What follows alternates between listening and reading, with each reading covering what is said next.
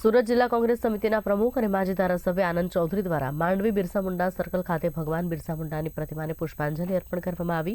ભગવાન બિરસા મુંડા સર્કલથી રેલી સ્વરૂપે ડીજેના સથવારે અરેઠ જનસંપર્ક કાર્યાલય ખાતે આવી પહોંચી, જેનું ફટાકડા ફોડી સ્વાગત કરી અરેઠ તાલુકા પ્રમુખ ઉદયસિંહ વસાવાની અધ્યક્ષતામાં અરેઠ જનસંપર્ક કાર્યાલયનો શુભારંભ થયો, જેમાં કોંગ્રેસના મનહર પટેલ તેમજ ઉત્તમ પરમાર અને ઉપસ્થિત મહાનુભાવો દ્વારા ભારતીય જનતા પાર્ટી ઉપર આકરા પ્રહાર કરવામાં આવ્યા હતા। સરકારશ્રી દ્વારા માંડવીમાંથી વિભાજિત થઈને અરેઠ તાલુકાનું જે નવનિર્માણ થયું એ અરેઠ તાલુકાના કાર્યાલયના ઉદ્ઘાટન પ્રસંગે તેમજ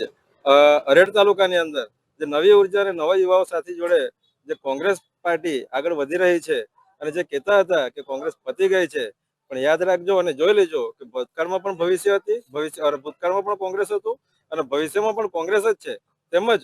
આ જે યુવા શક્તિ ઊભી થઈ રહેલી છે તે કોઈક ને કોઈક પાર્ટી કે કોઈ વ્યક્તિ વિશેષ કે કોઈ નેતાની નારાજગીથી નથી, પરંતુ આજે વ્યવસ્થાથી દબાયેલા કચરાયેલા અને જે યુવાઓની જે પરિસ્થિતિ છે, હાલમાં જે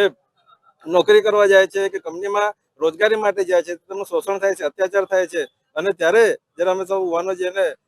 અવાજ ઉઠાવીએ છીએ અને આ મંચ પરથી અમે આગળ પણ કીધું કે જે બની બેઠેલા નેતાઓ છે એમને પણ અમે વિનંતી કરીએ છીએ કે તમે કંપનીના માલિકો જોડે, એસોસિએશન જોડે તમે ચર્ચા કરી શકતા હોય તો ખરેખર એકવાર તમે કંપનીમાં જે કામ કરતા આપણા સમાજના, આપણા વિસ્તારના જે હપ્તા ભરીને જિંદગી જીવે છે એ યુવાનોને પણ પૂછજો અને મળજો કે લોકોની વેદના શું છે અને એનું કંપનીમાં શું શોષણ થાય છે